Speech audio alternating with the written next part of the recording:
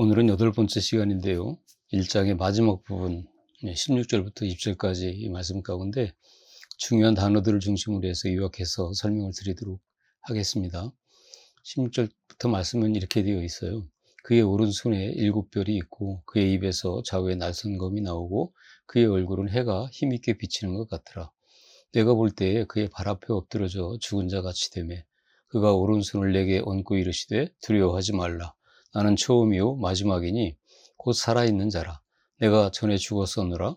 볼지어다 이제 세세토록 살아있어 사망과 음부의 열쇠를 가졌노라. 그러므로 내가 본 것과 지금 있는 일과 장차 될 일을 기록하라. 내가 본 것은 내 오른손의 7별의 비밀과 또 7금촛대라. 7별은 7교회의 사자요 7촛대는 7교회니라. 아멘. 이 요약 강의를 여러분들이 보시면은 구약 성경의 말씀들이 굉장히 많이 나오게 되는데요. 신약 성경에 있는, 특히 계시록에 있는 그 말씀들과 같이 적어놓고 연계해서 성경을 보시게 되면 성경의 이해와 해석이 훨씬 더 수월하게 되어지기 때문에 이번 기회에 그렇게 공부를 하시도록 하겠습니다. 16절에 보면 예수님께서 오른손에 7별을 들고 계시는데 20절에서 7별은 7교회 사자라고 설명을 하고 계시죠. 계시록의 구절들 중에는 이렇게 계시록 자체에서 주님께서 설명을 해주시는 구절들도 많이 있습니다. 주님께서 들고 계신 그 별이 무엇을 상징하고 있느냐, 많은 주석가들이 이 별은 세상의 교회들의 목사라고 주석을 해놓았는데 예수님께서 그 목사들을 오른손에 꼭 잡고 계시므로 그들에게는 엄청난 권위가 있다고 해석을 해놓았습니다. 그러나 이 7별이 가는 뜻은 그런 게 아니에요. 우리가 이 말씀을 잘 연구해 보시면 쉽게 알 수가 있습니다. 20절에 7교회의 사자라고 되어 있는 구절에서 사자, 엔겔로스는 천사라는 뜻이죠. 그리고 목사라고도 쓰이는 말이에요. 그래서 아마 그 7별은 목사라는 해석이 지배적으로 많이 있는 것 같아요.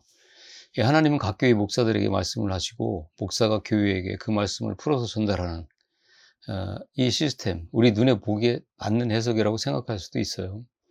그러나 이 다니엘서 12장을 먼저 보시게 되면 다니엘서 12장 3절에 지혜 있는 자는 궁창의 빛과 같이 빛날 것이요 많은 사람을 옳은 대로 돌아오게 한 자는 별과 같이 영원토록 빛나리라, 이렇게 말씀이 되어져 있어요. 여기서 별은 사람들을 옮기는 대로 돌아오게 한 자를 말합니다. 이 구절만 보면 전도 많이 한 사람을 가리키는 것 같이 보이지만, 그러나 다니엘서를 잘 읽어보시면 그 많은 사람을 옳은 대로 돌아오게 하니는 누구냐면 미가엘을 뜻하고 있습니다. 다니엘서 12장 1절에 보면 그때에 내 민족을 호위하는 군주, 이 큰 대장을 뜻하는 건데요. 미가엘이 일어날 것이요 또 환란이 있으리니 이는 개국 이래로 그때까지 없던 환란일 것이며 그때에 내 백성 중 책에 기록된 모든 자가 구원을 받을 것이라, 이렇게 되어 있습니다. 그러면 그 많은 사람을 돌아오게 한 자가 누구라는 거냐면 미가엘이라고 말씀하고 있어요. 그 천사 미가엘이 많은 사람을 옳은 대로 돌아오게 할 것이라는 것이죠. 그가 별이라는 거죠. 그 전쟁이 계시록에도 나옵니다. 12장 7절에 하늘에 전쟁이 있으니 미가엘과 그의 사자들이 용과 더불어 싸울세 용과 그의 사자들도 싸우나, 이렇게 되어 있는데 용과 싸우는 미가엘이 또 나오잖아요. 그런데 그 용이 이 전쟁에서 패해서 땅으로 쫓겨나는데, 그러면 그 전쟁은 뭘 상징하고 있냐면 십자가 사건을 상징하고 있습니다. 그렇다면 미가엘은 누구예요? 그 전쟁의 십자가 사건을 상징하고 있는 거라고 하면 그 미가엘은 바로 예수 그리스도를 상징하는 거죠. 다니엘서와 요한계시록에 나오는 대적, 용과 싸우는 미가엘은 바로 예수 그리스도를 상징하는 겁니다. 그런데 다니엘서 10장에 보면 인자 같으니, 다시 말하면 예수님께서 다니엘에게 말씀하시는 장면이 나오는데, 예수님께서 내가 대적들과 싸우는데 이스라엘 민족의 대표로 함께 싸우는 자가 있다라고 말씀하시죠. 다니엘서 10장 20절부터 21절까지 말씀입니다. 그가 이르되 내가 어찌하여 내게 왔는지 네가 아느냐. 이제 내가 돌아가서 바사 군주와 싸우려니와 내가 나간 후에는 헬라의 군주가 이를 것이라. 오직 내가 먼저 진리의 글에 기록된 것으로 내게 보이리라. 나를 도와서 그들을 대적할 자는 너희 군주 미가엘 뿐이다. 이렇게 되어 있습니다. 분명히 앞에서 미가엘은 예수 그리스도를 상징하는 거라고 우리가 봤는데, 지금 예수님께서 지금 내가 싸우는 전쟁에 어떤 자가 나와서 나를 도울 것인데 그가 또 미가엘이라 이렇게 말씀을 하고 있어요. 여기서 우리는 예수님과 어떤 연합을 머릿속에 떠올려 보실 수가 있습니다. 그런데 그 싸움에서 승리해서 나라와 권세를 받은 자는 예수님이 아니고 미가엘도 아니고 하나님이 거룩한 백성들이다, 이렇게 말씀하고 있어요. 다니엘서 7장 27절입니다. 나라와 권세와 온 천하 나라들의 위세가 가장 높으신 이 거룩한 백성들에게 붙인 바 되리니 그의 나라는 영원한 나라라. 모든 권세 있는 자들이 다 그를 섬기며 복종하리라. 아멘.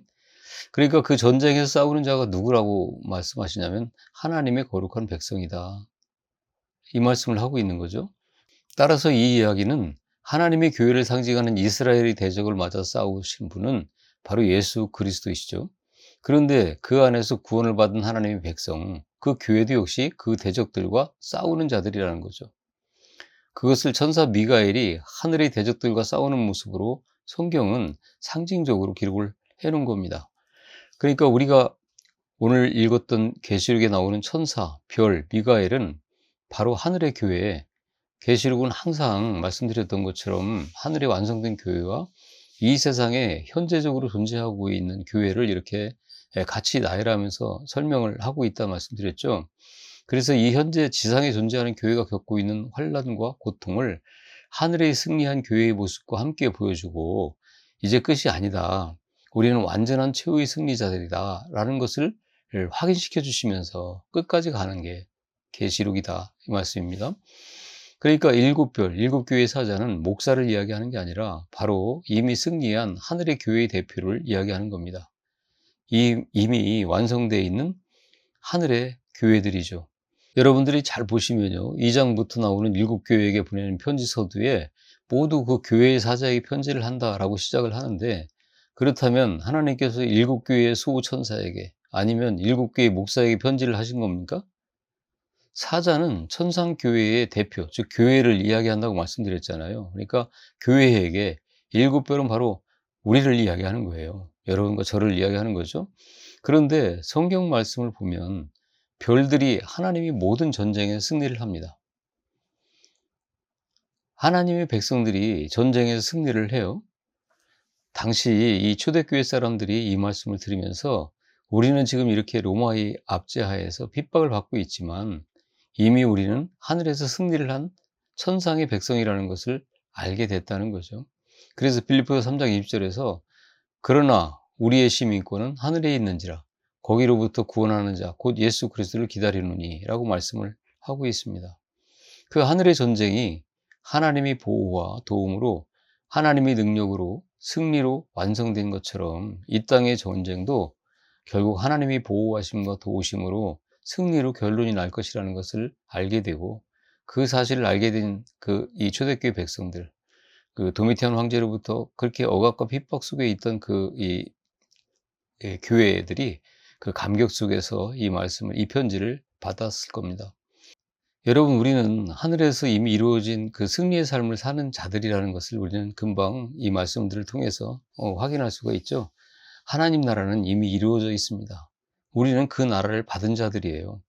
히브리서 12장 28절에서 그러므로 우리가 흔들리지 않는 나라를 받았은즉 절대로 흔들릴 수 없는 그 나라를 이미 받았다는 거예요. 과거 완료형이잖아요. 은혜를 받자. 이로 말미암아 경건함과 두려움으로 하나님을 기쁘시게 섬길지니, 이렇게 말씀하고 있죠. 이미 흔들리지 않는 나라를 받아놓은 자들이 바로 여러분과 저 그리스도인이라는 거예요. 그 사실을 확인하고 믿는 자들을 그리스도인이라고 합니다. 계시록 1장 17절에서 내가 볼 때에 그 발 앞에 엎드려져 죽은 자 같이 되매 그가 오른손을 내게 얹고 이르시되 두려워 말라 나는 처음이요 나중이니 말씀합니다. 여러분, 오른손에 일곱 별을 잡고 계신 분이 계시는데 바로 그분이, 그 오른손이 어디에 얹어져 있습니까? 교회인 요한에게 얹어놓고 계시는 것을 이 말씀을 통해서 볼 수가 있죠. 예수님은 교회를 꼭 붙들고 계시는 거예요. 성경은 오른손은 구원과 절대적인 소유와 보호와 권위와 통제를 상징하고 있어요. 시편 138편 7절에서도 내가 환난 중에 다닐지라도 주께서 나를 살아나게 하시고 주의 손을 펴사 내 원수들이 분노를 막으시며 주의 오른손이 나를 구원하시리이다 말씀하고 있고요.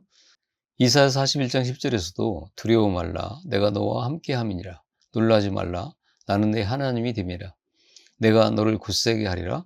참으로 너를 도와주리라. 참으로 나의 의로운 오른손으로 너를 붙들리라 말씀합니다.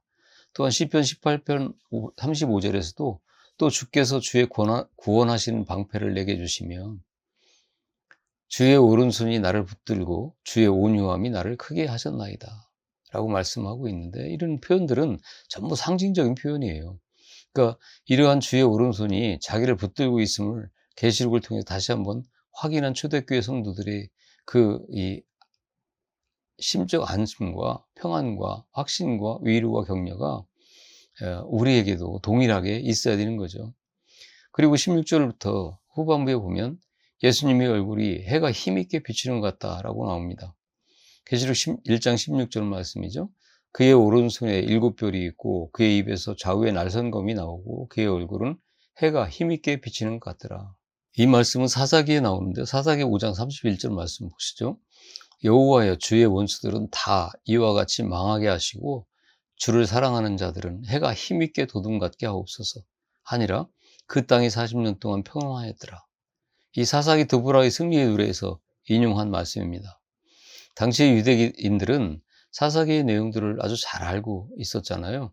그렇기 때문에 사사기에서는 이 역사적 사건을 이용하여 이 당시 교회들에게 전하고 싶은 말을 전하고 있는 거죠. 이 사사 드보라의 이야기는 우리가 잘 알고 있는 말씀이에요. 여러분들 사사기를 보면 이렇게 말도 안 되는 전쟁의 모습들이 이렇게 그려져 있습니다. 그 말씀은 그 전쟁은 너희의 힘으로 싸우는 전쟁이 아니라는 거예요. 하나님이 하시는 전쟁이라는 것을 알게 해주시는 거죠. 드보라가 전쟁이 끝나고 나서 찬양을 하게 되는데 사사기 5장 20절 말씀이에요. 별들이 하늘에서부터 싸우되 그들이 다니는 길에서 시스라와 싸웠도다. 여기서 별이 나오잖아요. 해가 힘있게 도둠도 나오잖아요. 그 별은 누구라고 말씀하냐면 예수 그리스도죠. 예수 그리스도 안에서 구원받은 승리의 하늘의 교회. 이 땅에서의 우리의 싸움은 우리 힘으로 하는 것이 아니라 예수의 전쟁이며 예수님께서 그 전쟁에서 이미 승리하셨고 우리는 그 안에서 승리한 자들이, 그 별은 누구라고 했습니까? 바로 예수 그리스도 안에 있는 구원을 받은 승리한 하늘의 교회를 말한다고 했죠. 이 땅에서의 우리의 싸움은 우리의 힘으로 하는 것이 아니라 예수님이 전쟁이고 예수님께서 이미 승리하셨고 우리는 그 안에서 승리한 자가 되어 있다는 거죠. 요한은 사사기에 이런 표현을 써서 당시 고통당하고 있던 초대교회 성도들에게 용기와 힘을 불어넣어 준 겁니다. 너희의 전쟁은 하나님의 전쟁이야. 너희들이 겪고 있는 환난과 고난과 박해는 하나님의 전쟁이다. 그러나 그분은 전능자이시기 때문에 반드시 승리하는 분이야. 그리고 이미 이겼어. 이거는 그 전쟁의 한 과정일 뿐이다. 지는 게 아니야. 그러니까 절대로 두려워하지 말아라. 그러시는 거죠. 오늘날 여러분에게 동일한 이 말씀을 해주시고 계시는 거죠. 그 예수님의 입에서 좌우에 날선검이 나오는데 좌우에 날선검은 말할 것도 없이 말씀을 가리키는 거죠. 그 좌우에 날이 서 있다는 것은 예수 그리스도의 말씀은 그 범위가 한정되어 있지 않다는 것을 의미하는 거죠. 여러분 아시다시피 전쟁에서 쓰이는 게 바로 검이잖아요. 검을 뜻하는 단어는 여러 개가 있는데 여기서 쓰인 이 검이라는 단어는 사람 키만한 무시무시한 칼을 말하고 있어요. 그 예수 그리스도 입에서 나오는 말씀은 믿는 자들에게는 구원의 말씀이지만 죄인들에게는 심판을 상징하는 말씀이죠. 그렇기 때문에 이렇게 무시무시한 단어를 쓰신 거예요. 요한복음 12장 48절부터 50까지 말씀을 보면 나를 저버리고 내 말을 믿지 아니하는 자를 심판할 이가 있으니 곧 내가 한 그 말이 마지막 날에 그를 심판하리라. 바로 천지를 창조하신 그 말씀이 마지막 날에 심판하시는 거다. 이 말씀을 하고 있는 거죠. 49절 내가 내 자의로 말한 것이 아니요 나를 보내신 아버지께서 내가 말할 것과 이룰 것을 친히 명령하여 주셨으니 나는 그의 명령이 영생인 줄 아노라. 그러므로 내가 이르는 것은 내 아버지께서 내게 말씀하신 그대로니라 하시니라. 예수님은 지금 그 권능의 오른손으로 교회인 저와 여러분을 붙들고 계실 뿐만 아니라 주석 같은 발로 교회를 지키고 계시는 거예요. 뿐만 아니라 예수님의 불꽃 같은 눈이 우리를 지켜보고 계시고 예수님의 칼날 같은 말씀이 이 세상을 심판하며 우리를 보호하고 계십니다. 1장 10절 말씀이죠. 예수 그리스도를 본 사도 요한이 그 발 앞에 엎드려 죽은 자같이 된다.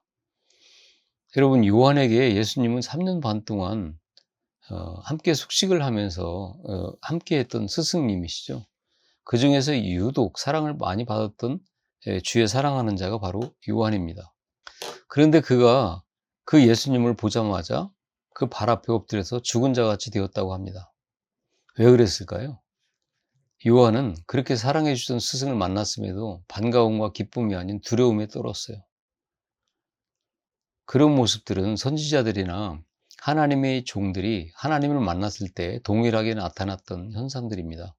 사사기 13장 22절에 보면 그의 아내에게 이르되 우리가 하나님을 보았으니 반드시 죽으리로다 하니, 삼손의 아비 마노아가 그의 아내가 하나님을 보고 두려워 떨면서 내지른 비명이잖아요. 우리가 하나님을 보았으니 우리는 반드시 죽을 거라는 거예요. 또 다니엘서 10장 5절부터 9절까지 말씀을 보면 내가 그때에 내가 눈을 들어 바라본 즉 한 사람이 세마포 옷을 입었고 허리에는 우바스 순금띠를 띠었더라. 또 그의 몸은 황옥 같고 그의 얼굴은 번갯빛 같고 그의 눈은 횃불 같고 그의 팔과 발은 빛난 놋과 같고 그의 말소리는 무리의 소리와 같더라. 지금 이 계시록에 나오는 말씀들과 아주 굉장히 흡사하잖아요. 7절 이 말씀을 나 다니엘이 홀로 보았고 나와 함께한 사람들은 이 환상을 보지 못하였어도 그들이 크게 떨며 도망하여 숨었느니라. 그러므로 나만 홀로 있어서 이 큰 환상을 볼 때에 내 몸에 힘이 빠졌고 나의 아름다운 빛이 변하여 썩은 듯 하였고 나의 힘이 다 없어졌으니 내가 그의 음성을 들었는데 그의 말소리를 들을 때에 내가 얼굴을 땅에 대고 깊이 잠들었었느니라. 다니엘은 하나님을 보자마자 온몸에 힘이 빠졌고 죽은 것처럼 정신을 잃었다 기록하고 있습니다. 이 성경에서 깊이 잠들었다고 번역된 히브리어 라담은 마치 죽은 것처럼 정신을 잃은 모습이라는 단어죠. 6장 5절에서 보면 그때에 내가 말하되 화로다 나여 망하게 되었도다. 나는 입술이 부정한 사람이요 나는 입술이 부정한 백성 중에 거주하면서 만군의 여호와이신 왕을 배웠음이로다 하였더라.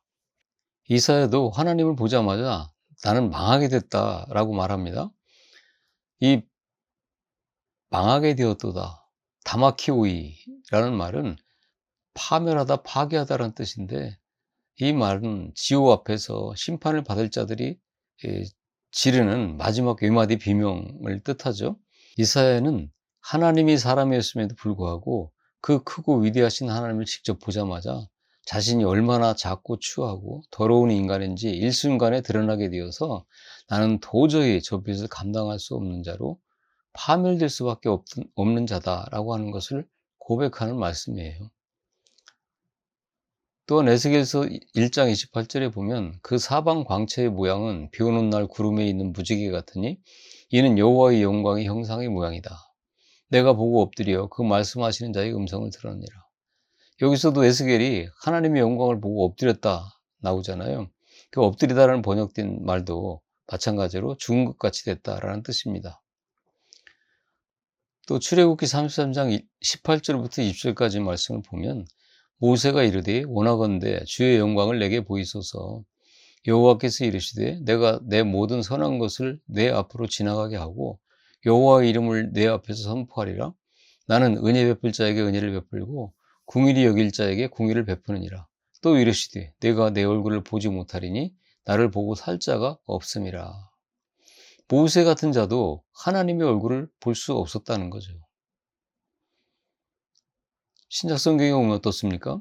사도 바울 역시 마찬가지로 다메섹에서 빛을 본 후에 눈이 멀게 되는데 사도행전 9장 3절 4절 말씀이죠. 사울이 길을 가다가 다메섹에 가까이 이르되 호련히 하늘로부터 빛이 그를 둘러 비추는지라.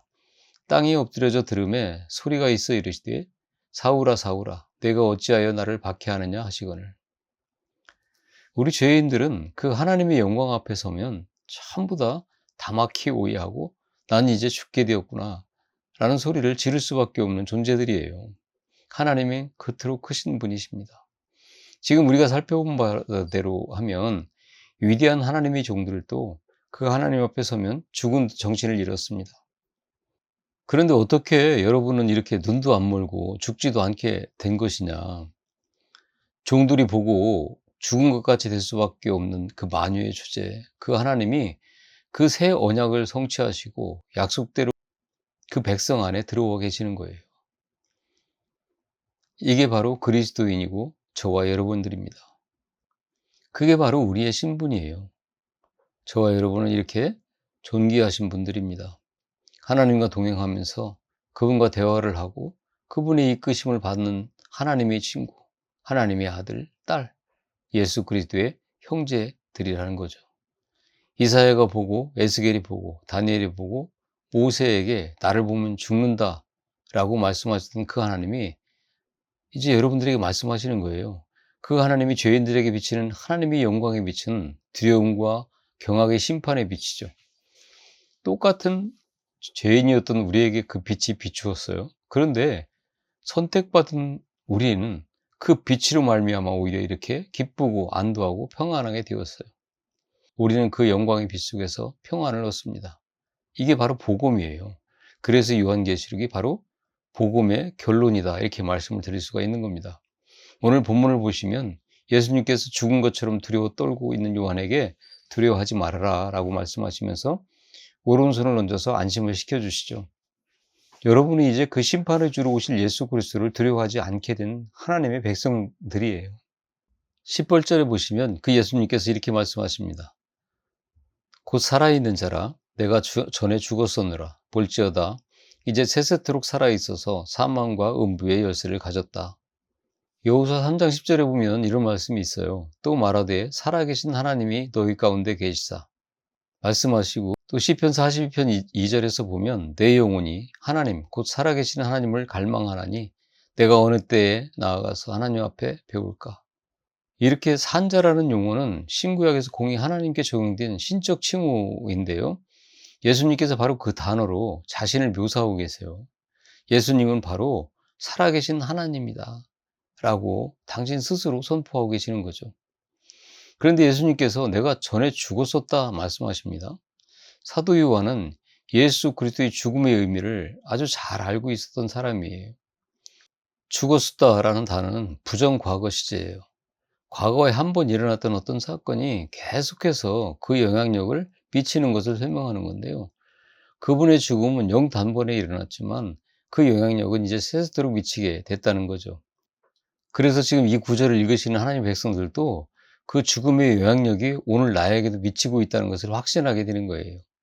하나님이신 예수님께서 정말 이 땅에서 죽을 수 있는 인간으로 오셔서 실제로 죽으셨고 이제 살아나셔서 세세토록 다시는 죽을 수 없는 자리로 복귀를 하신 겁니다. 우리는 그 죽은 예수를 믿는 자들이 아니에요. 우리는 죽음에서 부활하셔서 세세토록 살아계신 그 예수 그리스도를 믿는 자들입니다. 죽었었지만 이제 산자의 자리에 복귀하신 예수 그리스도를 믿는 거예요. 예수 그리스도의 그 부활이 없으면 기독교는 정말 허무한 거죠. 죄가 없다고 천국 가는 게 아닙니다. 죄가 없는 거에다가 하나님의 의를 입어야 가는 거죠. 하나님이 요구하시는 그 삶을 살아내야 되는 거예요. 이 의롭다 하심은 예수님이 살아나심으로 우리에게 그대로 더도 아니고 덜도 아닌 그대로 전가된 거예요. 우리의 구원은 전가된 의로 말미암아 완성되어지는 겁니다. 뭐가 다른 게 더 이상 필요 없는 덧입혀짐. 예수님이 살아나심으로 말미암아 우리가 그 의롭다 칭함을 받게 된 거예요. 완전한 의가 그 무엇 하나 더할 필요가 없는 완제품이 되어가지고 우리에게 전가된 거죠. 우리의 십자가에는 부활하신 예수, 이제는 죽으신 예수가 없습니다. 우리는 살아나신 예수를 믿어요. 우리가 열심히 선행을 하고 종교행위를 해가지고 우리의 구원에 뭔가 보태자라고 한다면 이거는 굉장히 갸륵한 일 같지만 그것은 큰 죄입니다. 죄 중에서도 아주 극악한 죄죠. 그것은 은혜를 거부하는 행위예요. 십자가의 공로를 거부하는 일입니다. 여러분 복음을 알지 못하면서 뭔가 하나님 앞에서 행하면 만족을 얻는다면 여러분은 하나님 앞에 죄를 짓고 있는 거예요. 인간은 하나님의 구원에 조금도 보탤 수 없는 그런 존재들이죠. 주님께서 부활하셨기 때문에 우리도 그 안에서 부활을 할 수 있는 자가 된 거예요. 여러분, 신앙생활이라는 것은 어떻게 하면 할수록 관록이 붙어서 용사가 되는 게 아니라 점점 자신이 없어집니다. 아마도 하나님이 시퍼런 칼날 같은 말씀 앞에서 저 자신이 점점 더 밝게 드러나기 때문일 거예요. 그래서 마르틴 루터도 죽기 얼마 전에 쓴 그의 일기에서 "하나님 정말 잘하는 거 맞습니까? 아니 저 정말 구원받은 사람 맞아요?" 라고 질문을 했다고 그래요. 구원은 완전한 항복입니다. 살아나셔서 살아계신 예수 그리스도로부터 전가받은 그의 의옷, 그 외에 우리가 보탤 것은 아무것도 없죠. 그렇게 살아나셔서 세세토록 영원히 살아계신 예수 그리스도께서 사망과 음부의 열쇠를 가졌다고 합니다. 메시아에게 주어진 바로 그 열쇠예요. 이사야 22장 22절에 보면 "내가 또 다윗의 집의 열쇠를 그의 어깨에 두리니 그가 열면 닫을 자가 없겠고 닫으면 열 자가 없으리라." 바로 이 열쇠를 말하는 거죠. 계시록 3장 7절에서도 보면 "빌라델비아 교회 사자에게 편지하라. 거룩하고 진실하사 다윗의 열쇠를 가지시니 곧 열면 닫을 사람이 없고 닫으면 열 사람이 없는 그가 이르시되." 예수님께서 바로 이 열쇠를 가졌다는 말씀입니다. 열쇠는 고대 시대를 비롯해 가지고 예수님께서 사시던 시대에도 통치권, 권세 등을 상징하는 거였어요. 근대에서도 마찬가지잖아요. 시장이 되고 뭐 대통령이 되고 그러면 그때는 선물로 그렇게 열쇠를, 황금 열쇠를 선물하고 이런 모습들을 여러분 보셨잖아요. 그래서 당시 왕이나 황제들이 도시를 방문할 때 그 도시의 성주나 본봉왕들이 입구에서 왕에게 상징적인 금열쇠나 은열쇠를 만들어 바쳤다고 해요. 그 의미는 "여기는 당신이 통치 아래에 있는 당신의 땅이다."라는 고백이 담겨져 있는 겁니다. 예수님께서 사망과 음부의 열쇠를 가졌다. 굉장히 중요한 말씀인데 사망과 음수를 예수님이 통치하고 계시다는 거예요. 그런데 많은 사람들이 지금 예수님과 마귀가 싸우고 있다고 생각을 합니다. 이 역사 속에서 선과 악이 대결하고 있다고 생각하는데 여러분 그렇지 않아요. 이미 2000년 전에 마귀는 음부에 묶여 있어요. 지금 하나님이 뭔가 필요하시기 때문에 지금 하나님께서 쓰고 계시는 거죠. 예수님이 사망과 음부의 열쇠를 가졌다. 통치권을 갖고 계시다. 우리 아주 중요한 신앙 고백이 되어져야 할 말씀입니다. 여기서 음부라고 번역된 단어는 헬라어로 하데스인데요. 이 하데스는 저주받은 자들이 가는 곳이라는 의미도 쓰이지만 그냥 천국과 지옥을 다 포괄해 가지고 막연히 죽은 영들이 가는 곳이다라고 하는 의미로도 쓰입니다. 바로 그 사망과 음부의 열쇠를 주님께서 갖고 계시다는 거예요. 통치하고 계시다는 말씀이죠. 예수님은 사망과 지옥의 열쇠뿐만 아니라 천국의 열쇠도 쥐고 계신 분입니다. 그 열쇠를 쥐고 계시다는 것은 통치권이 그분께 있다는 말씀이죠. 천국뿐만 아니라 음부도 예수 그리스도께서 다스리신다. 여러분, 우리가 이 땅에 살아가면서 제일 두려워하는 게 뭐예요? 바로 죽음이에요. 그런데 그 사망의 열쇠를 누가 갖고 계세요? 예수님께서 갖고 계세요. 또한 음부의 열쇠도 주님이 쥐고 계세요. 그 음부에는 마귀와 그의 세력들이 갇혀 있죠. 따라서 그 음부도 예수님이 통치하고 계시기 때문에 우리가 두려워해야 할 이유가 없는 거예요. 그렇다면 여러분은 누구를 두려워해야 되는 거예요? 마귀입니까? 예수님입니까? 예수님께서 마태복음 10장 28절에 분명히 말씀하시죠.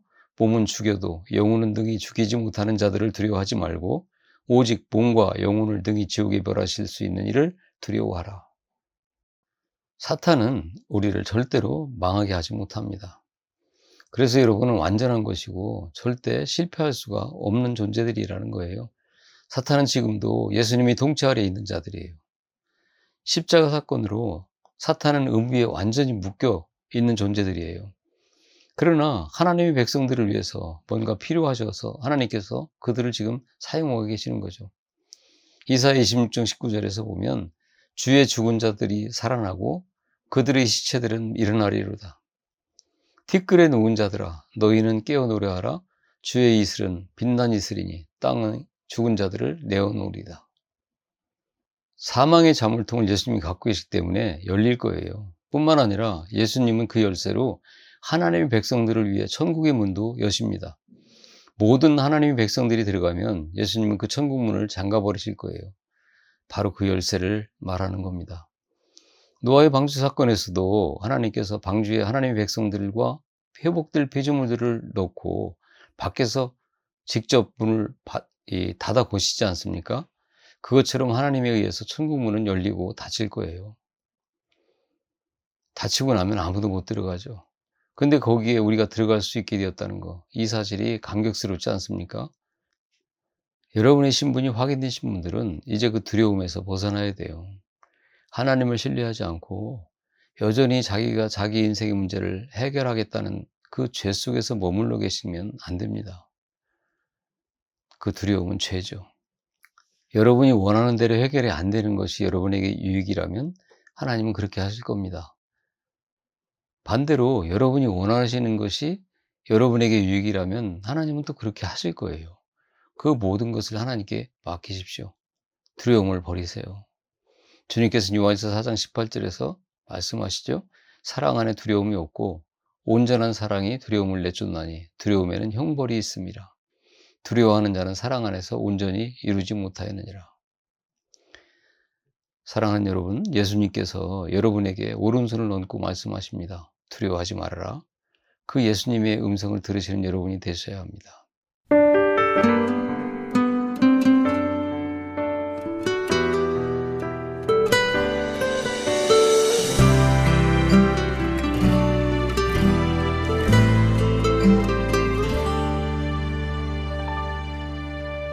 슬픈 마음이 있는 자, 몸과 영혼 병든 자, 누구든지 부르시오. 예수 이름 부르시오.